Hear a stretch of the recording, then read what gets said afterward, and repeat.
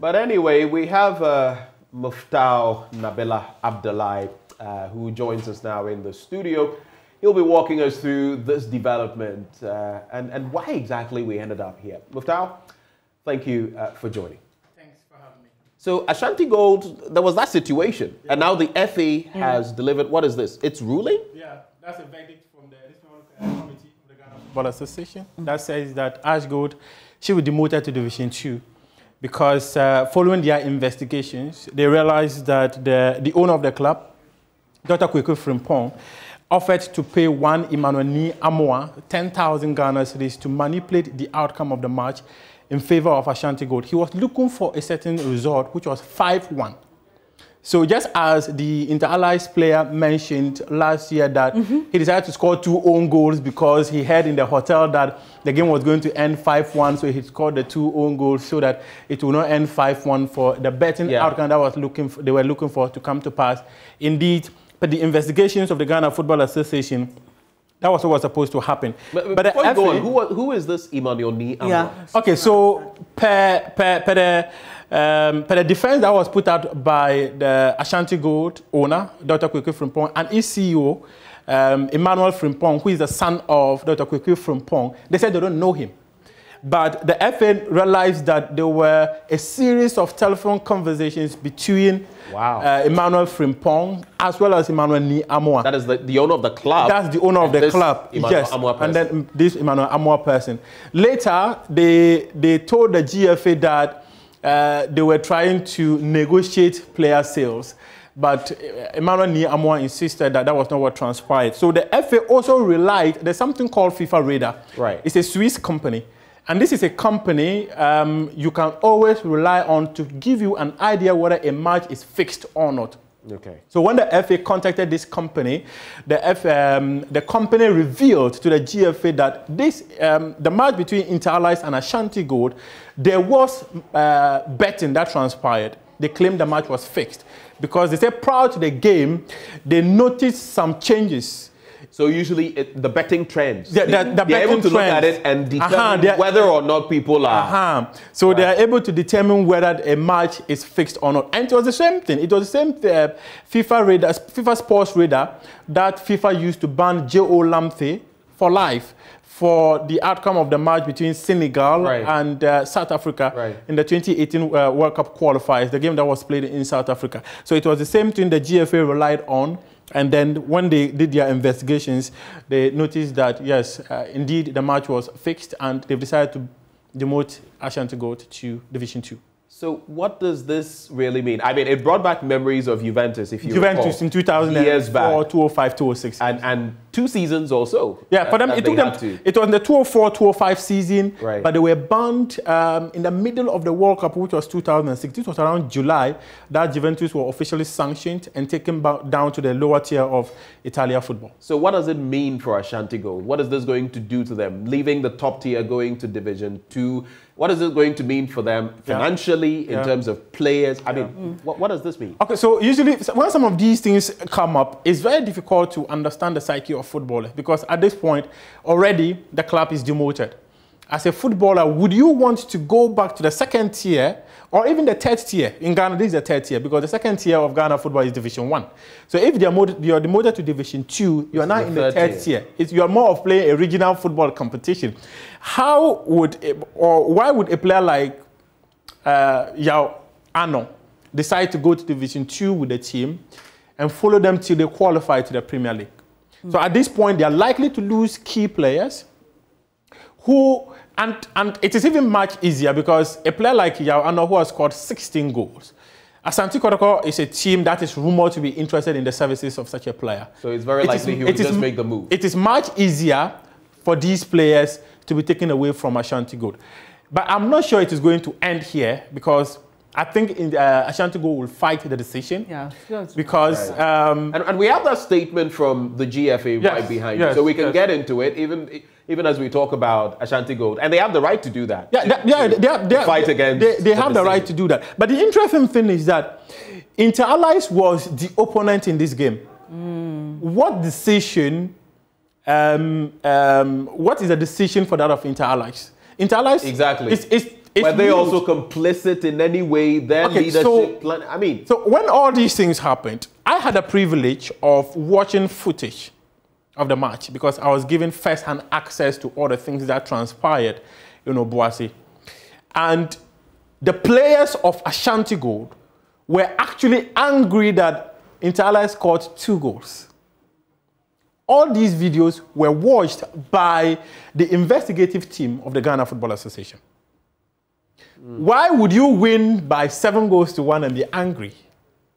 These are questions definitely we're going to ask. So 7 to 1 instead of the 5 to 1, which was going to give them the betting odds they wanted. The betting odds they were all looking for. Right. That is where we've got into. And Interlice, I'm not sure. The GFA have not said anything about Interlice. Already they were relegated at the end of the season to Division 1. They are competing to qualify to the Premier League, and it's Ashgold who have been. So let's take a look at that statement very quickly and find out what details. So let's go pretty quick to page 12. Let's go pretty quick to page 12 of the document where the Ghana Football Association revealed that from here. Evidence of communications before the match. They said the prosecution revealed that before the match was played and between 12th of July 2021 and 19th July 2021, Dr. Kweku Frimpong called New Amwa on 2 occasions. Within the same period, New Amwa also contacted Dr. Kweku Frimpong 6 times, whilst New Amwa contacted Emmanuel Frimpong 9 times. Emmanuel Frimpong is the CEO of Ashgold. Dr. Kweku Frimpong is the owner of Ashgold, and he is the father of Emmanuel Frimpong. Kweku Frimpong, the Asamaba. Or the Asamaba. So the prosecution showed that on 12 July 2021, around 4:57 p.m., Dr. Kweku Frimpong called Emmanuel Ni Amwa and expressed his interest in the match in question. He said during the discussions, Dr. Kweku Frimpong offered Emmanuel Ni Amwa an amount of 10,000 Ghana cedis to manipulate the match to achieve a correct score of 5-1. To advance his betting objective. Dr. Kweku Frimpong then indicated that he will instruct someone who was later found out to be Emmanuel Frimpong, the CEO of Ashgold, to send the money. Emmanuel Frimpong is the son of Dr. Kweku Frimpong, and he's the CEO of the club. So the CEO of the club, yes, the son of the CEO, yes, and then Emmanuel Ni Amwa, yes, caught in this web. These are the 3 people who are caught in the web. And they came down to say, thereon, Emmanuel Ni Amwa frequently contacted Dr. Kweku Frimpong to obtain more information on the details of Dr. Kweku Frimpong's interest in manipulating the match. The prosecution provided detailed call records between the parties to support this claim. The committee knows that though Dr. Kweku Frimpong and Emmanuel Frimpong, the CEO of Ashgold, had stated that they did not know Ni Amwa and has never dealt with him. However, the phone records showed that the 2 Ashgold SC club officials have been in communications with Ni Amwa on a number of occasions as regards the match.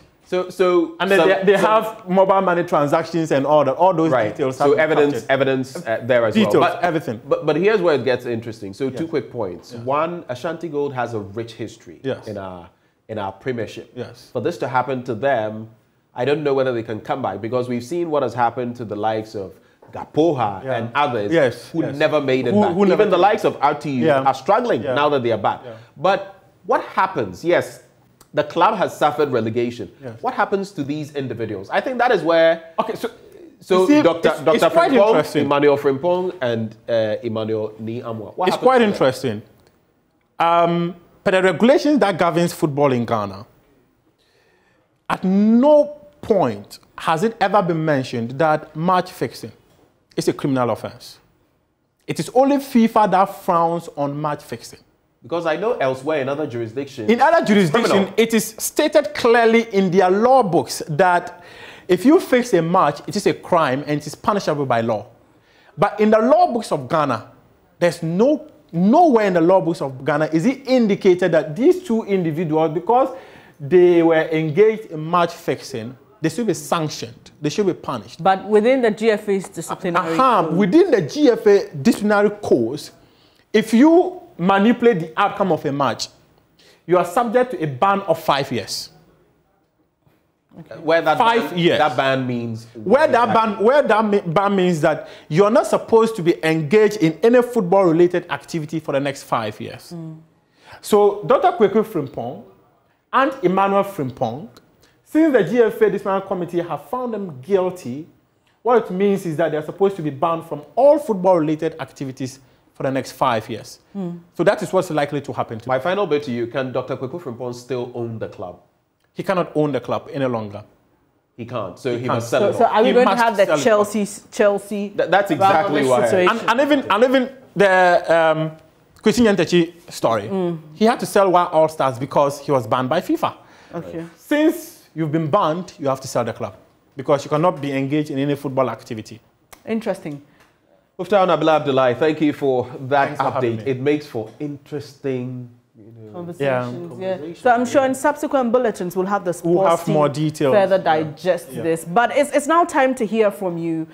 For those of our colleagues, our viewers, I beg your pardon, at home, you can call in and share your thoughts with us. Today we've been discussing the security threats and also... So the security threats with a deputy defense minister saying, well, all is not well. All is not well. We've also looked at our developmental agenda as a country, and we've spoken about the FDA and how they are protecting us. All of that when we return after this break. So you can call in and we'll pick your thoughts on social media. We'll be right back.